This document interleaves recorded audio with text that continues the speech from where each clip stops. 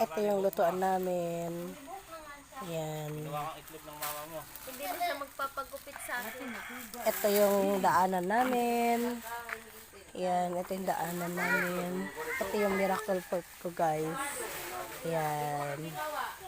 Ito yung tataniman ko ng okra. O, diba? Nag-order na ako sa Shopee, guys. Yan. Yan yung tataniman ko. Yan. Ito yung daanan namin palabas. Yan. Ayan yung mga bahay. Ayan o. Ayan yung mga bahay. Diba? Mabuti pinasakay kayo sa ano? Ilarot niya. Morning, guys. Balot lang ng mabuti.